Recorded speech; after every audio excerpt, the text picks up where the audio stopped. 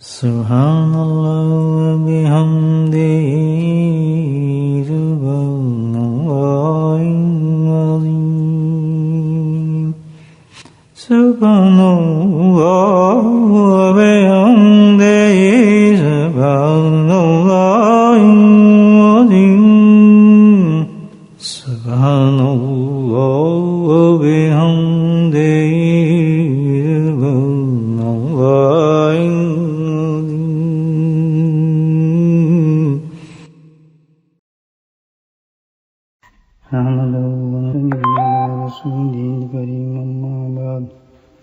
قال الله تعالى في القرآن المجيد أعوذ بالله من الشيطان الرجيم بسم الله الرحمن الرحيم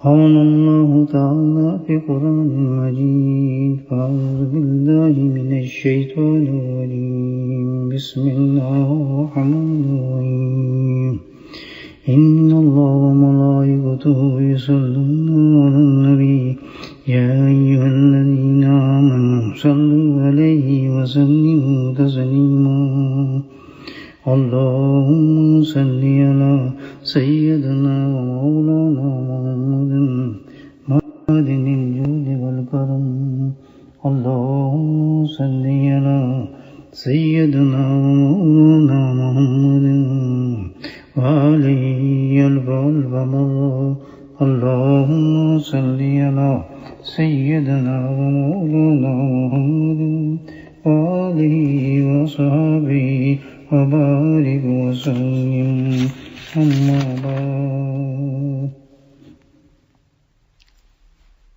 تمام قیامت تک کے آنے والے انسانوں میں اصحاب رسول کا رتبہ کیوں بلند ہوا؟ آپ کی کیا خصوصیت تھیں، کیا صفات تھیں جس کی وجہ سے اللہ بھی ان سے راضی ہو، جن کی تذکر قرآن میں آئے، جن کی باتوں کا ذکر قرآن میں ہوا، جن کی شان میں قرآن کی آیتیں نازل ہوئیں. کیا تھا؟ وہ انسان تھے ہماری طرح. کیا صرف تھی ان کے پاس، کیا عبادت تھی کہ ان کو ایسا مقام ملا کہ قیامت تک کوئی کتب غول ولی جس درجے کے بھی انسان آئے لیکن ان کی خاک تک بھی نہیں پہنچ سکتا.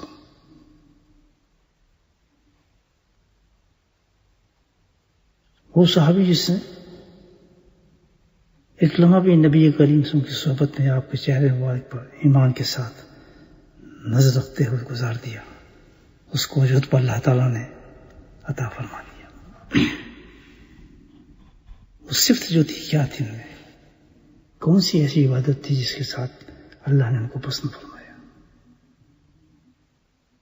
بھائی وہ چیز ایک یہ تھی صحابہ کرام کے اندر کہ پکے اور سچے عاشق رسول تھے. ان کی رگ رگ میں، ان کی جسم کے اندر خون کی تجویز جو توڑتی تھی نبی کریم صلی اللہ علیہ وسلم کی عشق اور محبت تھی. اللہ سبحانہ تعالیٰ نے اصحاب رسول کو اس انداز سے ہی پیدا کیا تھا کہ ان کے قلوب کے اندر آپ صلی اللہ علیہ وسلم کی عشق رچ بچ جاتا تھا. اور یہ عشق ہی ہے، یہ محبت ہی ہے،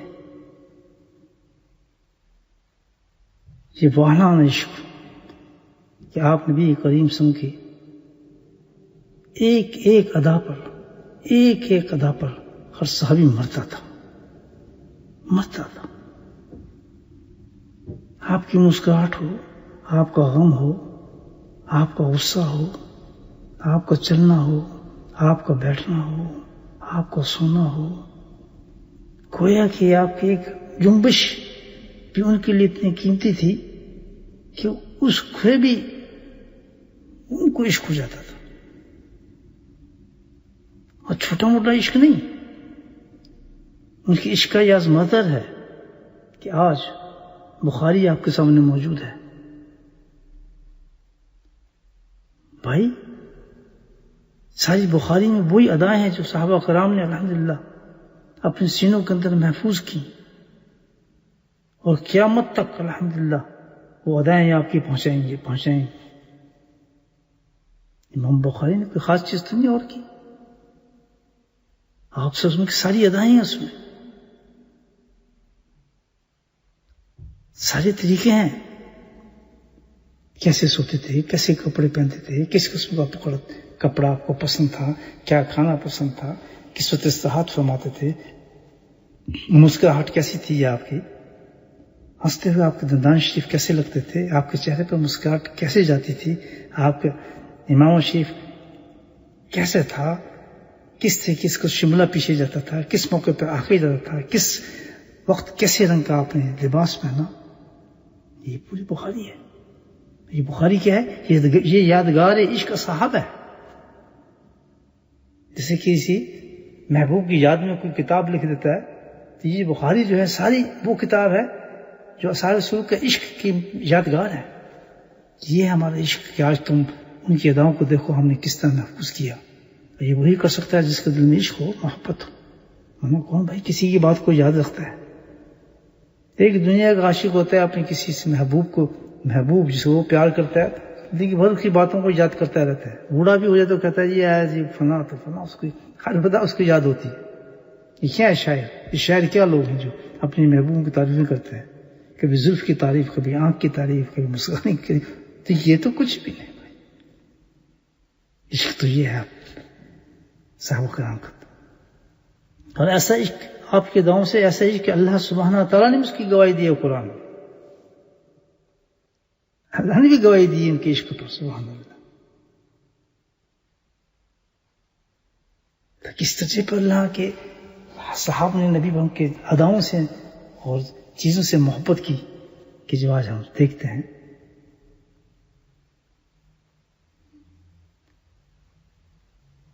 تعجب تو یہ ہے آپ کہ وہ ایسی ادائیں، ایسی پیاری چیزیں نبی کریم صلی اللہ علیہ وسلم سے اللہ بھی محبت کرتا ہے، اللہ کے فرشتے بھی محبت کرتے ہیں، اس کے صحابہ بھی محبت کرتے ہیں. تو اس میں آپ برکتیں کتنی ہوں گی، آپ نے اس کی سنت میں رحمتیں کتنی ہوں گی، کس قدر اس برکتوں کے ہجوم ہوں گے ان اداؤں میں نبی پاک قسم کی. اور یہ کرم ہے اللہ تعالیٰ کا، کیسے انسانوں کو پیدا کر دیا کہ جنہوں نے تحریمیں لا کر ہم تک پہنچا دیا. اور ہم کتنے قدر کرتے ہیں ان چیزوں کی. تعجب بات ہے کہ آپ میں مومن کہلائیں، مسلمان کہلائیں، اور طرز زندگی ہمارا اپنی مرضی کے مطابق ہو، جس کے اس کے مقابلے ایک ایسی چیز ہمارے سامنے موجود ہے کہ اگر اس کو ہم اس طریقے سے استعمال کر لیں، یعنی سرکار رسول کی ایک سنت صبح میں ایک دن میں ایک برکت، ایک سنت کو ادا کر دیں تو پورا دن ہماری برکتوں سے بڑھ جاتا ہے.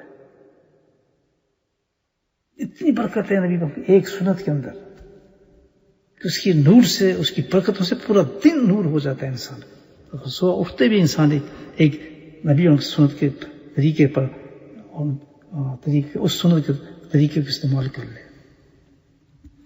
ہم مومن ہو کر تعجب کی بات ہے کہ اپنے طرز زندگی میں رہتے ہیں، اپنی مرضی سے گزارتے ہیں. اتنی دولت، اتنی بڑی قیمتی چیز ہمارے پاس موجود ہے الحمدللہ، لیکن ہم اس کو ضائع کر دیں. اسی تو قرآن کہتا ہے فی قلوبہم مرض فزادہم اللہ مرضا ولہم عذاب علیم بما کانوا یکسبون. یہ تو سب سے بڑا مرض ہے جو اللہ کہتا ہے جو انسان کے دل کے اندر پیدا ہوتا ہے. منافق کون تھے؟ وہی تھا، یہی مرض تھا کہ سب سے زیادہ ان کو نبی کریم صلی اللہ علیہ وسلم کی بغض تھا، عداوت تھی. آج مومن کا یہ حال ہے کہ ہم نبی کریم صلی اللہ علیہ وسلم کی عمل تو کرنا کیا، عمل تو کی بات ہے، ہم اس سے عداوت رکھتے ہیں، اس کو ناپسند کرتے ہیں. ہماری زندگی کی سب سے بڑی رکاوٹ وہ ہے، ہماری ترقی میں سب سے بڑی رکاوٹ وہ ہے. اسی قرآن نے کہا ہے کہ فی قلوبہم مرض، یہ تو سب سے بڑا مرض ہے ہمارے اندر پیدا ہوا ہے اس قوم کے اندر. تو گویا جس چیز نے ان کو منافق کیا تھا نبی پاک کے زمانے کے اندر، یہ جو آیت اتری تھی جن کے بارے میں، ان کو منافق اس لیے کیا، کس چیز نے؟ کہ سرکار دوسم کی شریعت سنت سے انکار پر، ان سے عداوت رکھنے پر۔ تو آج کہاں مومن میں بگی یہ کام کرے؟ آپ سنتوں اور طریقے سے اور شریعت سے دل کے اندر بغض رکھے اور کہے کہ اگر ہم اس طرح، یہ تو ہماری رکاوٹ ہے، اس سے تو ہماری ترقی رکتی ہے، یہ تو دنیا کے بڑھنے سے بڑھنا ہے ہمیں، اور پھر کہیں اپنے آپ کو مسلمان، تو منافقت کیا ہوتی ہے میرے بھائی؟ ذرا سوچو۔ اللہ تو قرآن میں بتایا کہ کسی منافق کی یا مومن کی نشانی فرق یہی ہے کہ مومن وہ ہوگا کہ جس کے اندر سرکار رسول کی محبت کا وہی انداز ہوگا جو صحابہ کرام کا تھا، وہ سینے سے لگا کے رکھے گا آپ کی ہر طریقے کو، ہر سنت کو، اس کو استعمال کرے گا۔ اور منافق وہ ہوگا نام تو جپے گا اسلام کا، نام تو جپے گا مومن ہونے کا، اس لیے کہ لوگوں کو دکھانا ہے اسے بھائی میں مومن ہوں، میں اسلام پہ چلتا ہوں، لیکن حقیقت اس کی ایسی نہیں ہوگی۔ حقیقت کیا ہوگی؟ کہ اس کو بغض ہوگا نبی ہم سنت سے، کتوت رکھے گا سرکار دشمن سے۔ تو اللہ تعالیٰ نے اعلان فرما دیا ہے کہ بھائی اگر تم نے سماج کو نہ روکا اپنے قلب سے، رکاوٹ نہ کی، بڑھتی گئی، تو سن لے وَلَهُمْ عَذَابٌ عَلِيمٌ بِمَا كَانُوا يَكْسِبُونَ۔ تو اس کا سب سے بڑا نتیجہ یہ ہوگا، تم عذاب ہی نہیں بلکہ عذاب علیم سے تمہیں دوچار کر دیا جائے گا۔ یہ صرف تھی صحابہ کے اندر، جو صحابہ کے طرز پہ زندگی رہا انسان اور مرتے دم تک نبی شریعت و سنت سے محبت کی، چاہے دنیا میں کتنی تکلیفیں اٹھانی پڑے صحابہ کرام کی زندگیاں، یہ ہے عشق رسول۔ عشق رسول نہ نام کا نام ہے، نہ کسی رسومات کا نام ہے، نہ کسی اور چیز کا نام ہے۔ سرکار دمس کا عشق تو ایک ہی چیز کا نام ہے کہ وہ اس کی زندگی باہر اندر، کھانا پینا اٹھنا سارا کا سارا آپ سن کی سنت کے مطابق ہو، طرز پر ہو، کیونکہ یہ چیز ظاہر کرے گی کہ فرض کو میں پانی پیتا ہوں، اور میں پانی کہتا ہوں کہ میں ایسے نہیں پیوں گا، میں تو ایسے پیوں گا جیسے نبی میں پانی پیا تھا، تو یہ چیز ظاہر کر رہی ہے اس چیز کی میرا فالحانہ عقیدہ ہے نبی پاک کے ساتھ، میرا پورا عقیدہ ہے کہ میں اگر سرکار کے مطابق پانی پیوں گا تو اس میں میرے لیے برکتیں ہوں گی، فضل ہوں گے، کروڑوں بیماریوں کا اس میں علاج ہوگا۔ میرا یہ عقیدہ ہے جو مجھے اس سنت پہ عمل کرنے کی طرف دھکیلے گا، اور جو چھوڑے گا وہ ظاہر کرتا ہے چیزوں کو، مجھے سے اس لوگوں نے یہ سب اس کا عقیدہ ہی نہیں ہوگا اس بات پر۔ یہ تو منافقت، اور کیا کہتے ہیں، کس کو کہتے ہیں منافقت؟ یہی قرآن نے کہا، یہ بات پوری تو پتہ ہی چلتا ہے کہ صحابہ کرام کی زندگی جو تھی مجمع عشق تھا۔ آپ مجمع عشق کیا تھا؟ یعنی آپ سے سن کے ہر ادا سے محبت، ہر چیز سے محبت، ہر چیز جو سرکار کو دیکھتے تھے اپنی زندگی کا حصہ اس کو بناتے تھے۔ اور انہوں نے کیوں دکھایا؟ یہ کیوں تھا؟ اس لیے کہ اللہ سبحانہ تعالیٰ نے اس کو قیامت تک لے جانا تھا کہ مومن اور منافقین میں فرق پیدا کرنے والی یہی ایک چیز ہوگی، یہی ایک چیز ہوگی جس سے کوئی پہچان سکے گا کہ مومن مسلمان ہے یا منافق ہے۔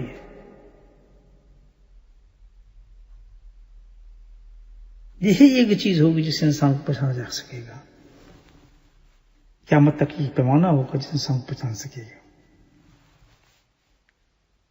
یہ نہیں کہ اس کے باقی معاملات سارے اللہ معاف کرے، کیسے بس یہ ایک سیمپل بنا لیے تو 4 چیزوں کے لیے کہ بھئی یہ ہمارے دین ہے، ہمارا اس سے زیادہ ہم نہیں جا سکتے، باقی یہ چیزیں جو ہیں ہمارے لیے منظور نہیں، ہمیں قبول نہیں، ہمارے حصہ نہیں بنتا۔ آپ محبت سرکار کی کتنی برکت، کتنی چیزیں دیکھیں آپ سن کی ایک سنت، اگر ایک سنت پہ ہم عمل کر لیں، میں کہتا ہوں کہ وہ سنت اتنی عظیم ہو جاتی ہے کہ انسان کے لاکھوں کروڑوں چیزوں کو صحیح کر دیتی ہے۔ اور کیا، اور عشق دیکھیں آپ، صحابہ کا عشق دیکھیں۔ آج کون مسلمان ایسا ہے میرے بھائی جس کو فکر پریشانی نہیں ہوتی؟ تو ہر انسان کا اپنا ایک انداز ہے فکر کو ظاہر کرنے کا، دور کرنے کا۔ ہر انسان ایک انداز اپنے انداز سے کرتا گیا فکر کو، اس طریقے سے ختم کر لیں، اس انداز سے ختم کریں، اس انداز سے ختم کر لیں۔ آؤ دیکھیں نبی پاک صلی اللہ علیہ وسلم اس کا طریقہ کیا بتایا ہے۔ ترمذی میں ہے یہ، یعنی اب کتنی بڑی بات ہے کہ یہ دین ہے. اگر اس کی کوئی اہمیت نہ ہوتی تو یہ سنت ترمذی میں کیسے آتی؟ یہ سب اللہ کی طرف سے قانون، اللہ کی طرف سے بنائی باتیں ہیں ساری. یہاں ترمذی تک ہمارے تک یہ حدیث پہنچی ہے اور آج ہم اس حدیث کو پڑھ رہے ہیں. اور روایت کرنے والے کون ہیں؟ حضرت ابو ہریرہ رضی اللہ تعالیٰ روایت فرماتے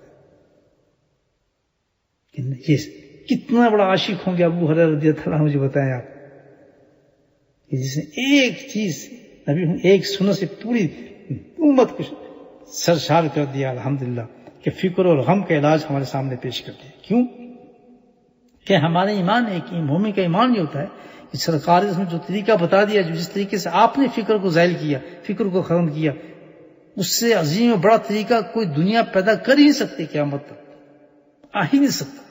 آنکھ بند کر کے آدمی اس پہ عمل کر لے تو الحمدللہ فکر ظاہر ہو جائے گا اس کو. یہی ساری سنت ہے.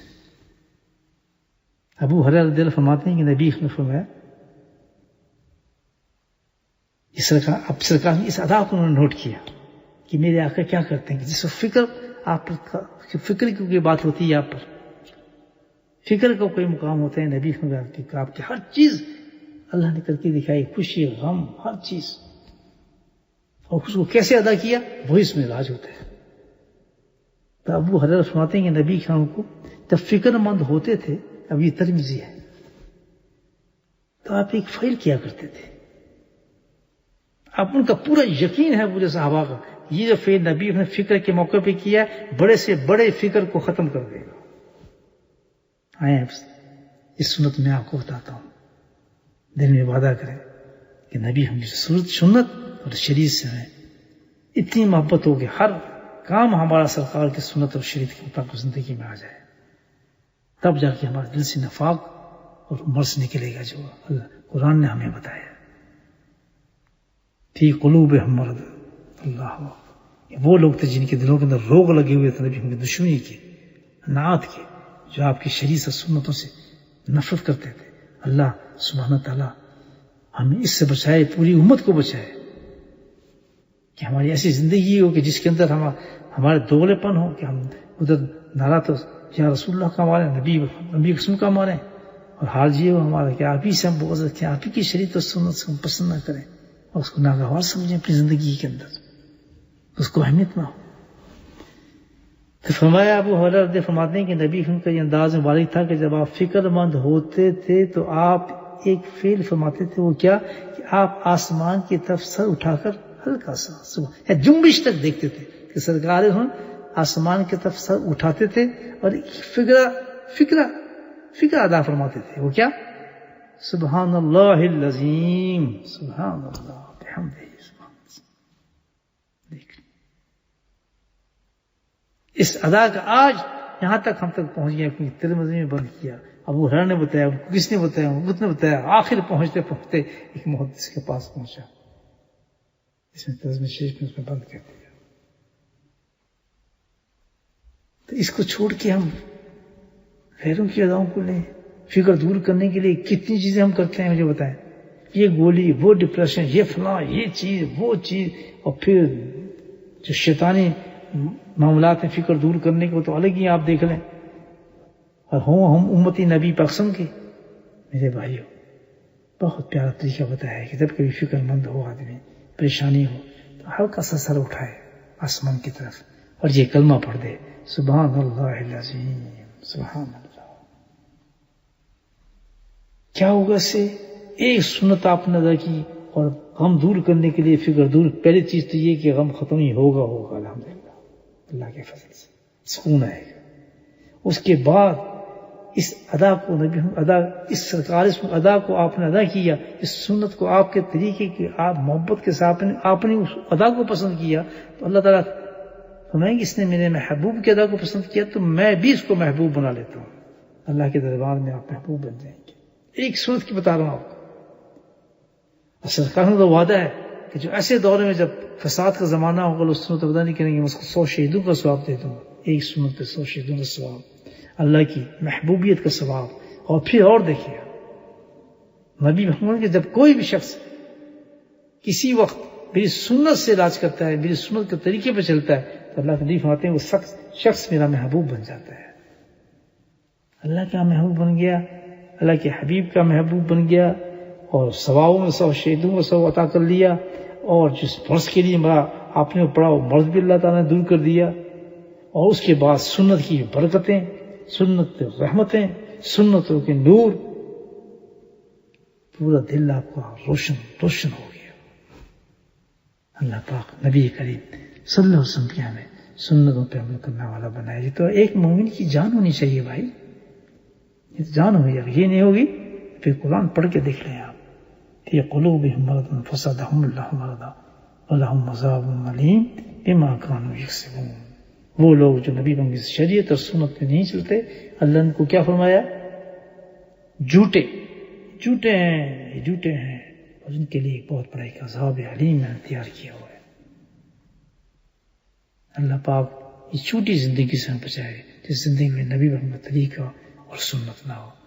آج ہم وعدہ کریں کہ جو کچھ بھی عمل ہم کریں، علم ہے، یہ علم یہی ہے، ٹھیک ہے، کہ نبی نے اس طریقے کیا سنت ہے، اس طریقے کی کیا سنت کا مطلب ہے، مطلب ہے کہ آپ اس طرح اس وقت کیسے کیا، آپ کا فیل کیسا تھا، اس وقت کو سنت کرتے، آپ سوتے کیسے سوتے تھے، آپ اٹھتے تو کیسے اٹھتے تھے، آپ پانی پیتے تھے کیسے پیتے تھے، جوتے پہنتے تھے کیسے پہنتے تھے، آپ کو درد ہوتا تھا تو آپ کیا فرماتے تھے، جب آپ کو بیمار ہوتے تو کیا ہوتا تھا، آپ کو بخار ہوتا تو کیا ہوتا تھا۔ یہ سب علاج ہے، یہ سارے علاج ہے۔ سبحان اللہ۔ آپ کا کھڑا ہونا بھی علاج، آپ کا بیٹھنا بھی علاج، آپ کا لیٹنا بھی علاج آپ کے طریقے پر۔ اللہ پاک ہم سب کو نبی کریم سے کو پکا اور سچا عاشق بنائے۔ واخر دعوانا الحمدللہ رب العالمین۔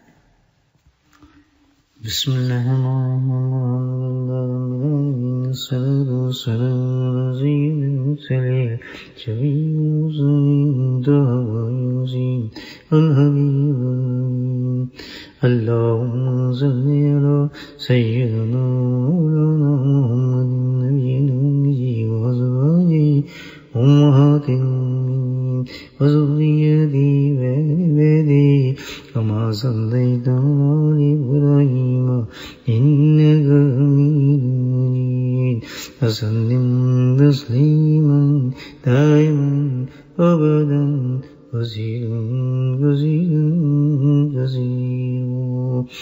اللهم ربنا آتنا في الدنيا حسنة وفي الآخرة حسنة وقنا عذاب النار وقنا عذاب القبر وقنا عذاب الحشر وقنا عذاب الميزان وادخلنا جنة مع الأبرار يا عزيز يا غفار يا رب العالمين ربنا لا تزغ قلوبنا بعد إذ هديتنا وهب لنا من لدنك رحمة إنك أنت الوهاب يا مصرف القلوب صرف قلوبنا على طاعتك اللهم صمتنا على الإيمان وأمتنا على الإيمان وأحشرنا يوم القيامة مع الإيمان اللهم اهدنا الصراط المستقيم اللهم اهدنا الصراط المستقيم